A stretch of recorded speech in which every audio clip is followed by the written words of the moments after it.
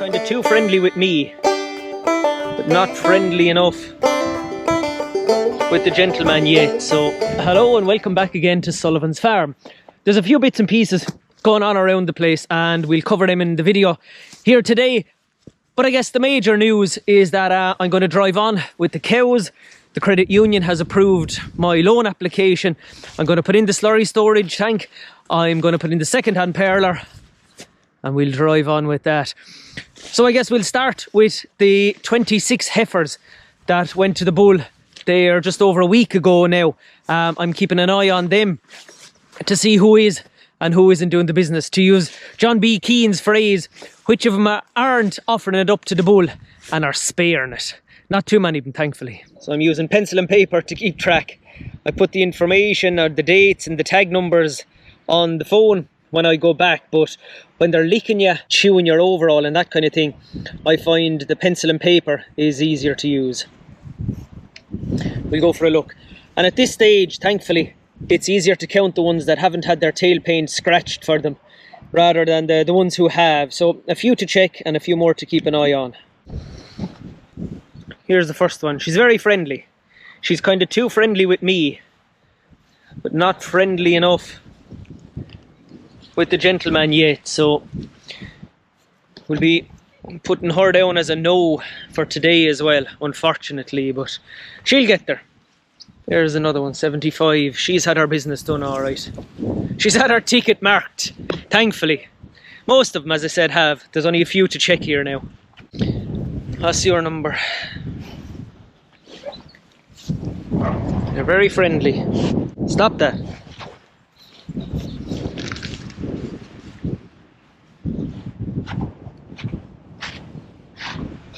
Got the patience of a saint with them, wouldn't you, sometimes? They're all content enough. It is very breezy out here. Here's the man making it all possible. So we haven't checked there now anyway. X for no, tail paint still intact, tick mark for possibly check. So we'll keep an eye on those ones. It is nice, I was able to walk in around them without them getting up, so I'm hoping that's a good sign. They're content enough and they don't take any notice of me. It's like being at home talking to ourselves for the youngsters. They don't take much notice of me. I'm stepping in out of the breeze here now just to complete the story, to make sure everybody gets the full facts and you don't miss anything important that I might be saying. I'm making this up as I go along. I'm hoping he's putting all of them in calf. But I'll put tail paint on again in a fortnight's time. He's with him just over a week at this stage, so I'll put tail paint on him again and just observe him again twice a day and see if they're all coming back. Bulling again, that tells me then there might be something wrong with the bull, or if the odd one is, or I'll just know more as time goes on. But if all goes to plan, I'll be a busy bookle by the last week of January next year and into the first couple of days of February. We'll play it by ear. We'll see how that goes. It's a handy little roadway I set up there, temporary roadway that runs to the gap in the corner and out to them there. It just saves a bit of regrowth on these couple of paddocks here. So at some stage, if all goes to plan, that'll become a permanent roadway, but we'll do things on a temporary basis now till we see what we need, and then we'll set up something permanent after that. If all goes to plan, there's the roadway we were just looking at. Then the roadway would come out and run along by the ditch there.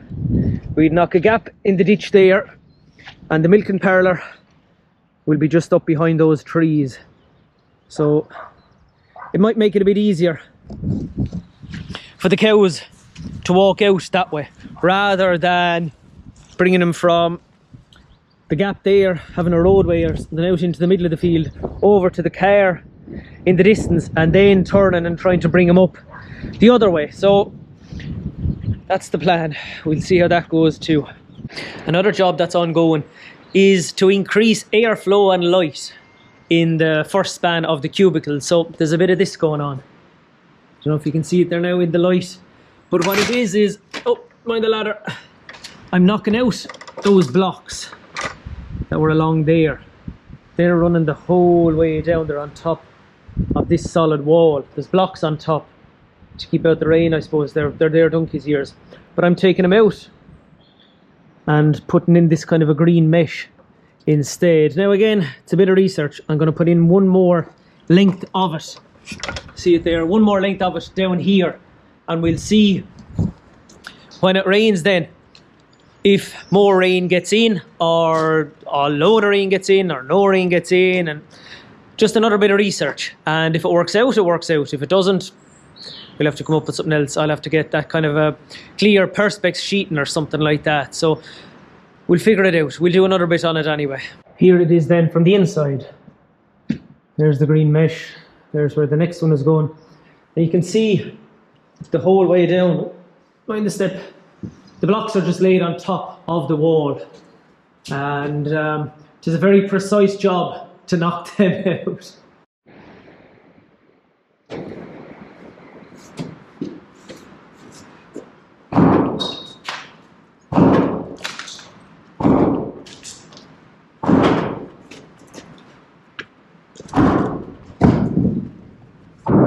In fairness, you're going to be years at it, wouldn't you? So there's another one. A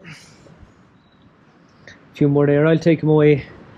I'll use them for something. God knows what, but I'll use them for something. What I'm doing along the way as well is just cleaning the chutes as I'm going. It's kind of awkward, but I'm getting there. Just some bit of an improvement anyway on what was there. So we'll get the gloves, clean them out another bit. The first span of the cubicles here has become a bit of a machinery shed as well, now that there's no cattle or cows in it yet. So we've the spinner there, bit of oil, keep her right, and the topper there. We won't need that for another little while yet, but handy. It's just, but again, as with all the bits and pieces, another shed would be wicked handy. I got the shed cleaned out too where the cattle were, so not perfectly clean, but clean enough for now anyway. I'll let it dry out. I don't think I'll get a power washer to finish it. Just throw down plenty lime on it, and I'd say that'll probably do then. And hopefully, all going well, the next animals that'll be lying on straw in there will be the heifers when they'll be coming into calf, or they'll be due to calf. So we'll be putting them in there maybe the week after Christmas. We'll switch them from the cubicles on this side straight across in here, and they'll spit out lovely little Angus bull calves as quick as you like. I'm just after spotting it down. One thing I'll have to do, I'd say, is just use up some of those square bales of straw before, say I'll put those down before the heifers come in, because the heifers are kind of curious, they're nosy, and I'd say one of them stuck up their head. She was standing there, she'd probably pull down that bale, so we better get those out of the way. It is as well that we put them under them than the heifers put them under them themselves. Don't mind the wind.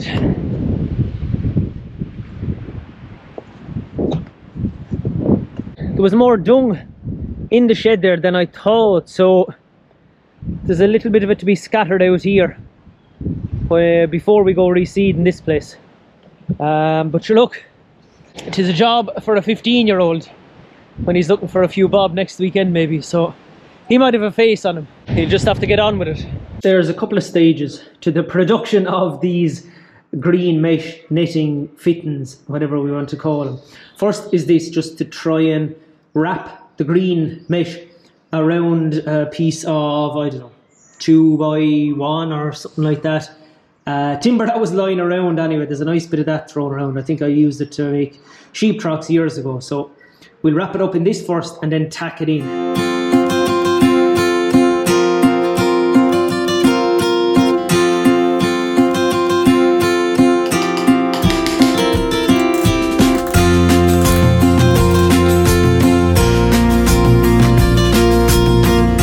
Next stage then, and these are all precise measurements, the next stage then will be to fix that up there onto the beam. Same as that one there. I'm not sure about joining them in the middle yet, but we'll figure that bit out too, but we'll stick this up first.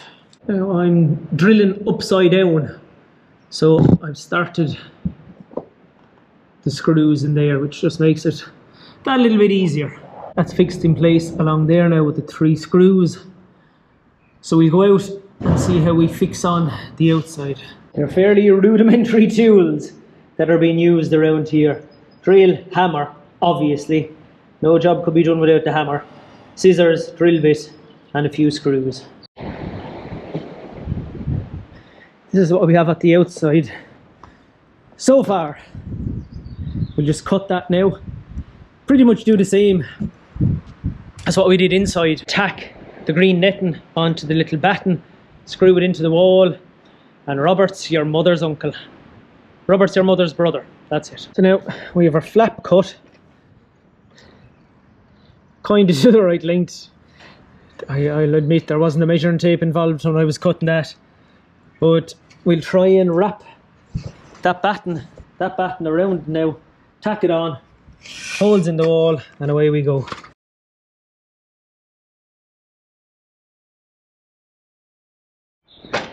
Now a quick look at the finished job. It ain't neat. One of those kind of hex nuts holding it in place. Few tacks. It ain't tidy, but if it lets the light and the air in and keeps the rain out, then it'll do for me. I don't know what way the light is after changing there now, but we'll see. There's enough of it done now to know the next time it rains, we'll be able to check inside and see if the rain is getting in. And as ever, we'll take it from there. Another ongoing job is tidying up the roadway and the gaps. Now, this gap is wide enough. This is one of the ones where the milk lorry will be driving in. But I cut back a bit at the same time into the ditch there. Fixed up the pothole. And there's a bigger job to be done. I'm going to take down that sheep wire along there, because the rain lodges when it rains. Always when it rains. There's a few potholes here, but the plan will be to cut away all that clay build up along there, take down those stakes and the sheep wire, and then just put a chamfer. Not that steep, something like that. Not that steep. You know the kind of thing I mean. So the theory then is that the rain will run off it and the potholes won't form in the first place, and we won't be trying to fill them the whole time then, but we'll see how it goes. It's raining, and it's going to be raining for the next few days, I think. So we're back. We're going to take advantage of the rain. It's a nuisance in a lot of ways, but we'll take advantage of the rain to test our green mesh and see the other way. See how it's going. So you can see, like, what I didn't show a minute ago is that this shade, the new shade, kind of protects it depending on what way the rain is coming. So just turn around there for a second. You can see, like, there is rain falling down there along by the pathway. So there is some rain hitting the roof there and hitting the green mesh. So we'll go inside and we'll see how much rain is getting in. Hopefully not too much. Here's our gap in the corner, and we'll see. There's nothing running down there anyway, but we'll have a look closer. So just have to climb up. Ow! Where do we see? Not really. You can see a little bit. I'll find my balance now. You can see a little bit out there where my hand is slightly wet, but in here is dry. So if it stayed like that, and you can hear it, it's raining away out there now. If it stayed like that, I would be delighted. That would be a major result. But that's just the rain from one direction. We'll call that scenario A. So far, in scenario A, the rain isn't getting in. Another job that'll have to be done is a roadway out here. This is the paddock where the dung was thrown out and I was feeding the cattle there. Beside the fodderate. This was the lie back for a while, but got a bit mucky. But a roadway from here, from this gap, from the roadway here, there's the shed and where the parlour is going to be. So there'll be a roadway out to the gap in the distance. We'll go over there for a look in a second now, but it's about 100 yards, and look, we'll get around to that at some stage too. Be a temporary job for next year, as it has been the last couple of years. Out along by the white stakes, I'll just put another row of white stakes on the other side when we reseed this, and it'll be another small piece in the jigsaw. Passing the silage fields now, or what's stopped for silage at the moment, and in fairness, it's grown away. It's after getting its allocation of fertiliser, sprayed about 70 units. I think that's the technical term on it. So when we go down a bit lower, we'll make it look better. Jesus, some stuff. No, it's grown away, and we'll see. I mind the umbrella. The plan is to cut it around the end of May. I don't kind of go by the calendar dates, but it'll be around the end of May, and we'll see what way is it. They say the grass heads out when it kind of goes from the grown leafy stage to the, what's the phrase, reproductive stage, with the grass, the flower on the top, and it gets a bit stemmy. So we'll try and cut it just before it does that, or just before all of it does that, or something like that. Anyway, I'll have the technical phrase for you the next day. But it's growing well, that's the main thing. This is another small job out here. Not really cow related, but just something that needs to be done. I want to knock back, widen the gap. There used to be a gate hanging there when the sheep were here. Keep them in. And the gate used to come to here, but I'm going to knock that, take down those few stones and just widen it. There's lots of big stones there. I don't know what we'll do with them, but we'll make some use of them anyway. Herself might use them. She's always looking for them over in the garden. Now, when we're this far, we'll go out for a look at the beef cattle, the last beef cattle in the place. They're out here in what was reseeded last year. Still a bit wet. Still a bit wet. We'll have an opinion on that to express in a minute.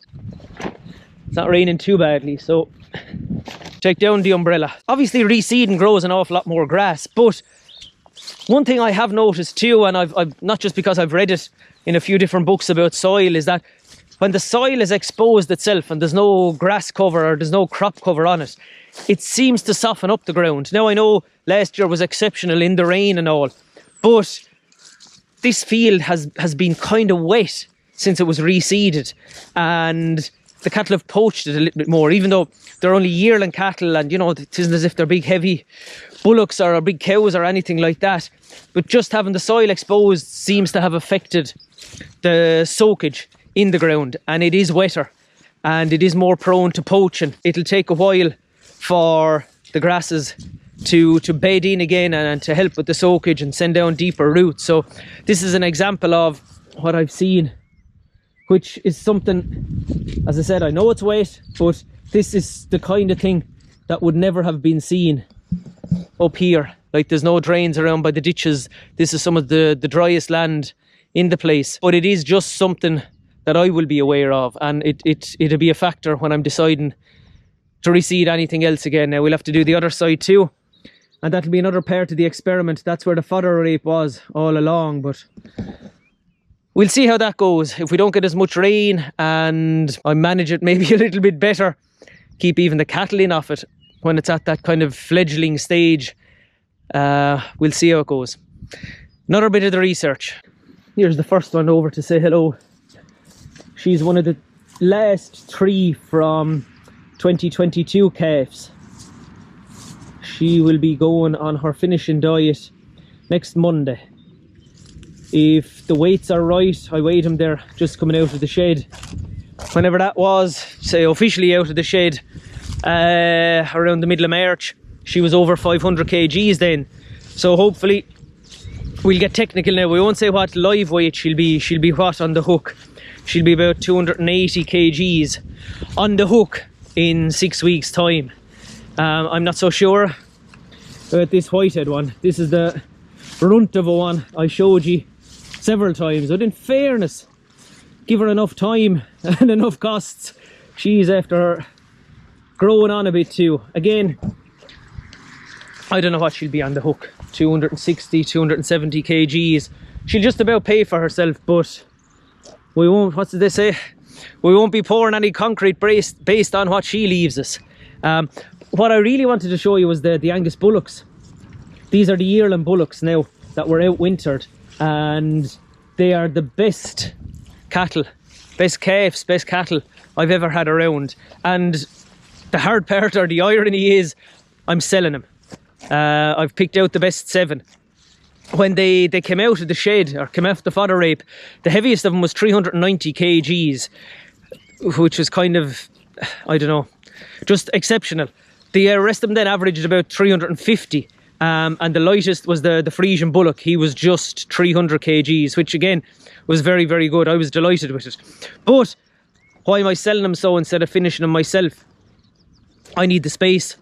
Grass isn't scarce, but I want to cut an extra bit of silage this year, and I could graze them away and I'd end up selling them in September, which is grand, and I'd make a few bob on them. But the extra few bob I'd make on them, I'd probably end up buying silage. So I'm going to sell them now when price is good, and we'll go from there. I'll make more silage myself, so we'll have a quick look at them. Here's the red lad below.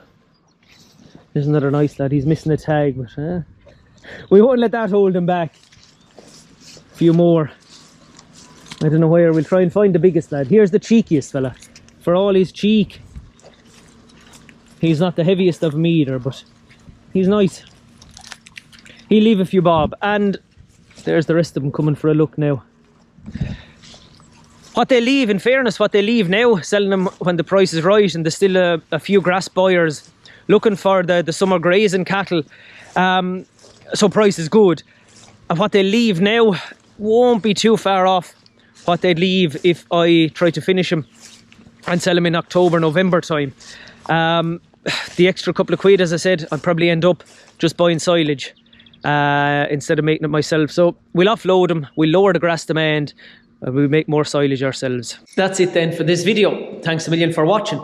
Now, I didn't cover any of the milk and parlour stuff or storage tank stuff in this video that I'll need to do for milking cows, but I think that probably needs a video on its own. So we'll do that next week, and we'll throw that video up then. So again, thanks a million for watching. Mind yourselves, and we'll talk to you soon.